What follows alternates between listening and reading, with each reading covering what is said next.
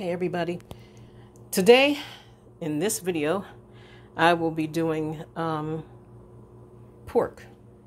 Okay, this was the fat that came off of the pork. I cut the fat off, and with my hatchet, no fail hatchet, and I put them all in these pint jars, and it has garlic and onion in the bottom, and then the pieces of pork. I wish I could have put larger pieces in, but it was partially frozen. It didn't thaw out good enough yet.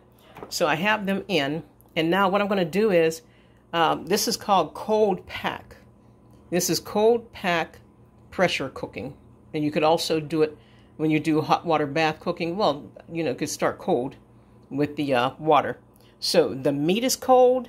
The jars are sterilized from the oven. You put your jars in the oven for 250 for at least 10 to 20 minutes. And that sterilizes your jars, okay? But I put mine in and cooled them down. They're cooled down. So I have cold meat in a cool jar, okay? And I'm going to put them in cold water, okay? In a cool pressure cooker. And when you use your pressure cooker, is this the side? Let me see. I don't know if I could get up close.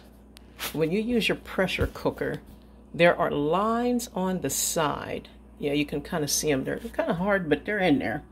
And there's 3 of them. There's a line here. You can see there's one. Let me see. There's one line. If I can focus on it. There we go. There's one below it. There's 2 lines, if you can see. That's 1/2 and 3/4 of the pot. But the most you want to use is the line down at the bottom. And as you can see, I used it so much. You can even see the white line down there above the water, and I'm so used to using it, I know exactly where to put my water at when I clean it out and refill it. And you put, if you want your jars to come out looking nice, put a little vinegar in the water. It stops the clouding and everything, okay? So I'm going to drop those in here. Cold, remember, cold, cold, and cold. And then you bring the temperature up real slow, and I'll show you what to do after that. And I also forgot to tell you, which is very important, clean your rims. Clean the rims of your jars with a paper towel, okay, and vinegar, because vinegar cleans better than anything else. People can use wet rags or whatever, but when you use vinegar, it cuts through candy, it cuts through sugar, it cuts through your jams and jellies, it cuts through fats from meats, okay? Then that way you get a good seal.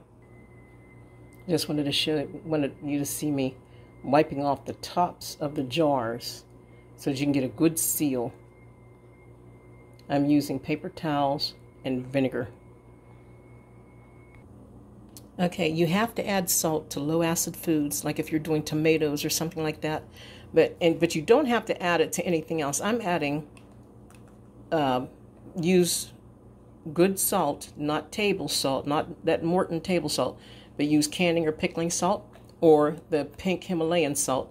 I add 1/4 teaspoon for flavoring only, okay, to my meat. You don't have to do this unless you're canning, like I said, tomatoes or something. But add 1/4 teaspoon of salt, unrefined salt, for flavor, but it's not necessary. All right, put your lids and rings on. As you can see, when you put the lids on, you can see they're kind of popped up in the middle. And that's a good thing, as long as it's not popped up too long after you take them out. Okay, do that. Grab them with your jar grabber, okay, and put them in the canner. Cold water, cold meat, cold jar. Okay, and continue until you're done. And don't forget to put a little vinegar in the water. And put your lid on. I don't have the kind with the timer on it, the clock on it. But put your lid on, arrow to arrow, okay? I don't know if I can do this one-handed or not. Yeah, put your lid on. I believe that's on. Squeeze it. Okay. So we've done that. Now we're going to turn it on slowly. I turn it on low. Mine goes from 10. I'll put mine on 4.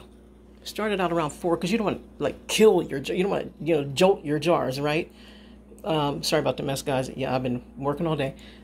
Turn it on low. It'll pop and make some crazy noises that you've never heard before. Okay, and I forgot to tell you too, before you do it, always hold that up in the window and make sure you can see through it. Make sure you can see through this pipe, because if you can't see through the pipe, that means it's clogged, okay? And I just turned it up.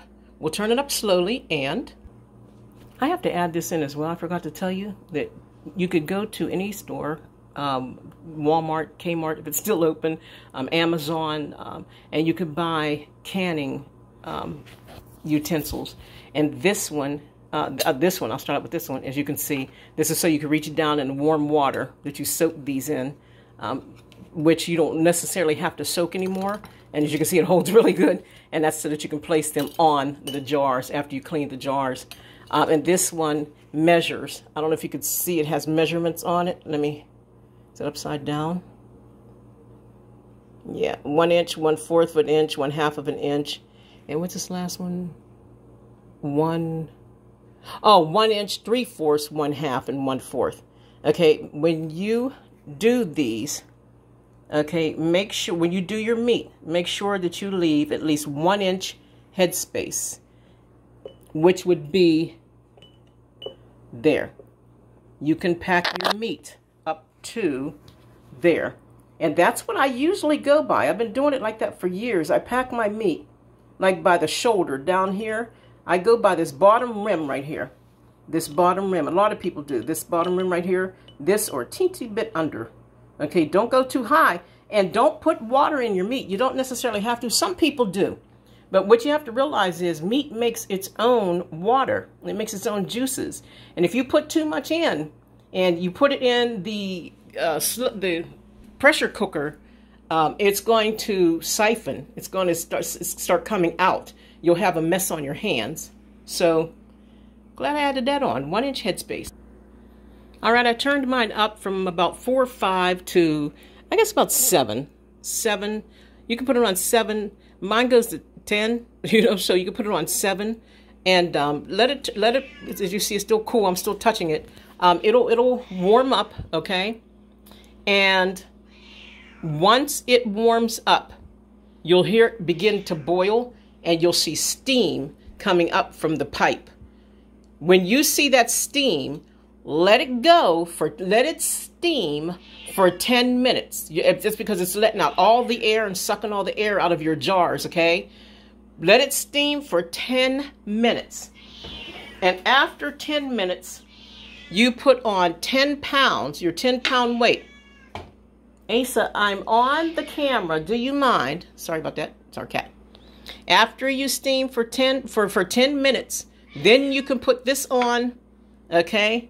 And you will begin to see this. After a while, you put it on, you'll begin to see it. When it finally builds up pressure, this will pop up, and you'll begin to see this rock. They call it the dancing. We call it the little dancer. You'll see this begin to rock. And if it rocks too fast, turn your stove down. But you want to, see, you want a slow, gentle rock. Okay, so remember, after this steams, you'll be waiting about 10 minutes for it to steam, somewhere around there, maybe longer to some people. And once it begins to steam, keep your eye on it. Wait 10 minutes because you're letting the air out, and then put your little dancer on, okay? That is a 10-pound weight, regardless of what kind of canner you're using. And for meats, you do 75 minutes. Okay? Process at 10-pound pressure for 75 minutes for pints and 90 minutes for quarts. And if your altitude is above 1,000, use the 15-pound pressure, which would mean, let me see, because I keep mine in my Splenda drawer. Okay, which would mean I would add this onto this. When I take this off by itself, it's 5 pounds. When I add this on, it's 10 pounds. When I add this on, which goes on top, it would be 15 pounds. See? but you're doing this 10 pounds, 10-pound pressure. That's for me, for my altitude where I live at, okay? I think I'm 1192, I believe. And pints, 75 minutes, and quarts, 90 minutes. And when it is through, turn it off. When the 90 minutes are over, you can set your timer. I use either my stove timer or my microwave timer. And when it is through, just turn it off, okay? Scoot it over to a cool side of your stove, which I'll be getting rid of this, and I clean up the stove anyway. I'll be getting rid of this. Scoot it over to a cool side of your stove or somewhere that's nice and cool where you don't ruin your furniture, right? And let it sit. It'll probably sit about half an hour or so. Let it sit until this silver thing sucks back down in. You'll hear it go. Now you're going to hear some popping, and you're going to hear a bunch of noise that's going to scare you. It's going to make it sound like your cans are bursting, but that's not necessarily what's happening unless you did it wrong, okay? And then once this slows down, okay, you're going to have, this will be on there, okay? This will be on there. Once that slows down, and once this sucks down, it'll go down in there, okay? Then open this up slowly. Oh, I can't do it now because the pressure is building. Open this up slowly and pull it back towards you so that all the water and stuff can drip this way down into the pot. Pull the silver part back towards your face. Years ago, I got burnt by one. I don't know if you can see it on my arm, different colors. Yeah, you can see the line. Years ago, I got burnt by one because I opened it too soon. And I tried to do what the old folks say. You could put it under cold water to quicken it, and that's not a good idea. And it just went boom, like a bomb. Went all over my ceiling, and I burned my arm. So let this thing sit. Don't be afraid of it. Just let it sit until you hear this go down. And when everything stops, okay, and this goes down, then you could take the little dancer off and you can open it towards you this way, okay? Set it aside and let your jar sit for about 5 minutes like that so that they can get used to the temperature around you, see? And then take them out with, of course, your jar tongs, I call them.